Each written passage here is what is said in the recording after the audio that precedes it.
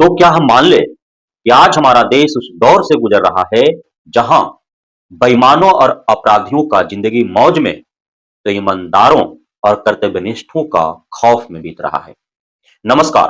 हकीकत में मैं राकेश वर्मा आप सभी का स्वागत करता हूं। छत्तीसगढ़ का बस्तर नाम से तो आप वाकिफ ही होंगे। वह अभी इस साल 2025 के आगाज होते ही इस वजह से चर्चा में रहा कि उस क्षेत्र का एक नेक, ईमानदार, कर्तव्यनिष्ठ, उम्दा और बहादुर पत्रकार की हत्या सिर्फ इसलिए कर दी गई कि उसने 120 करोड़ से भी अत्यधिक लागत वाली एक सड़क में हो रही अनियमितता का, हो रही घोर अनियमितता का उजागर किया था। और इस वजह से वहां के ठेकेदार सत्ता के रसूखदार ने उसे अपने फार्म हाउस पर बुला करके और ठिकाने लगा दिया।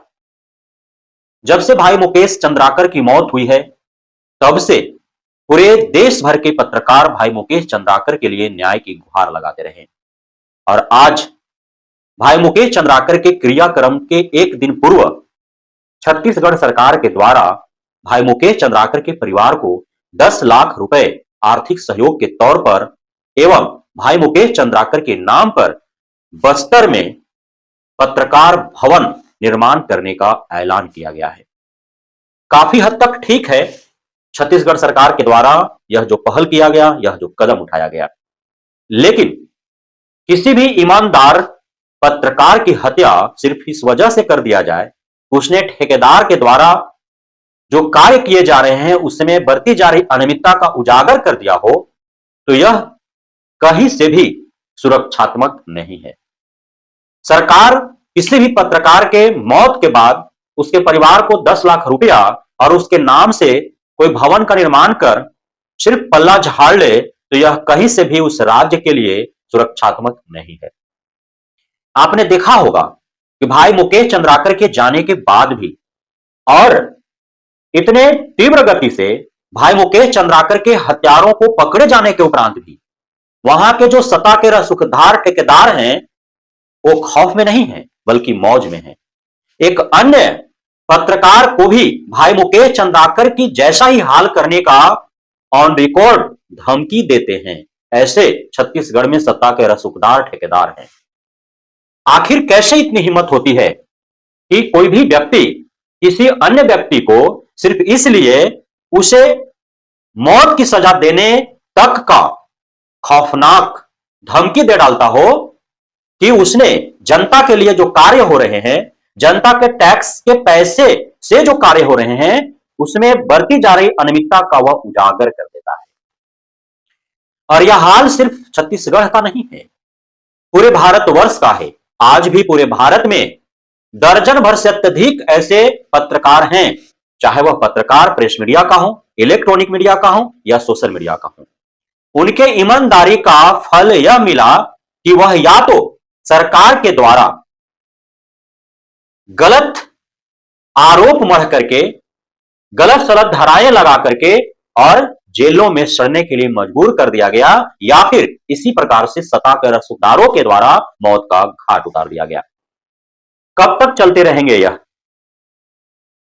छत्तीसगढ़ सरकार ने भाई मुकेश चंद्राकर के लिए जो कदम उठाया, जो पहल किया, वह काबिले तारीफ है।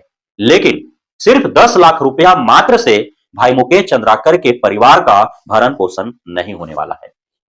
50 लाख रुपए आर्थिक सहयोग की मांग आज भी पत्रकार बंधु कर रहे हैं। साथ ही भाई मुकेश चंद्राकर के परिवार के किसी एक सदस्य को सरकारी नौकरी मिले, यह आज भी मांग उठ रही है।